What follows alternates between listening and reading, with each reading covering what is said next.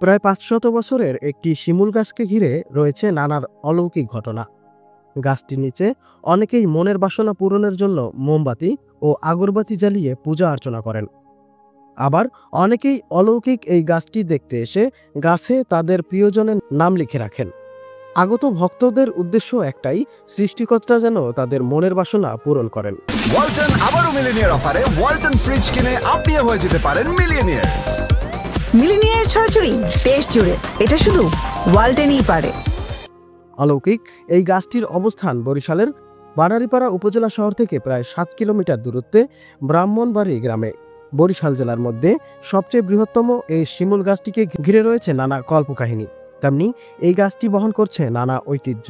স্থানীয়দের ভাষ্য অনুযায়ী গাছটির বয়স 5 থেকে 600 বছর, আর এই গাছটির রয়েছে নানা অলৌকিক ঘটনা।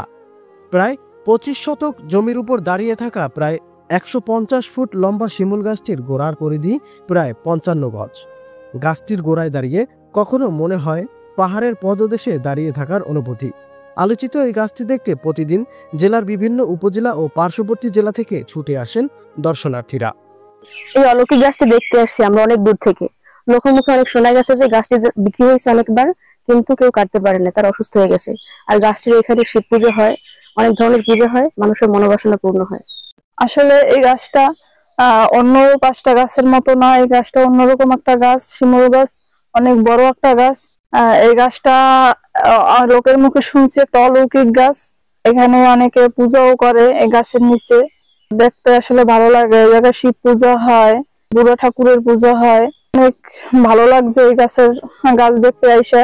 প্রাকৃতিকভাবে জন্মানো গাছটি বেড়ে উঠেছে প্রাকৃতিকভাবেই। একসময় বড় শিমুল গাছটি পত্রপল্লবে এতটাই ঘন ছিল যে এর নিচে রোদ, বৃষ্টি, কুয়াশাও পড়ত না। গাছটিকে ঘিরে প্রচলিত রয়েছে নানান কল্পকাহিনী।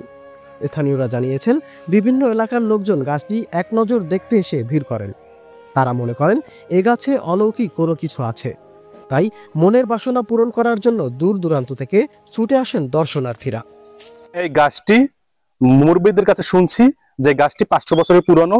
এই গাছটি কাটার জন্য অনেক চেষ্টা করছে, কিন্তু কাটতে পারে না। কাটতে গেলে তাদের বিভিন্ন ধরনের সমস্যার সৃষ্টি হয়। স্থানীয় বাসিন্দারা জানিয়েছেন, এই শিমুল গাছটি কাটার জন্য অনেকেই চেষ্টা করেছেন, কিন্তু কোনো অবস্থায় এটা কাটা যায় না। যারা গাছটি কাটতে এসেছিলেন তারাই অসুস্থ হয়েছেন। Janakantha, news desk.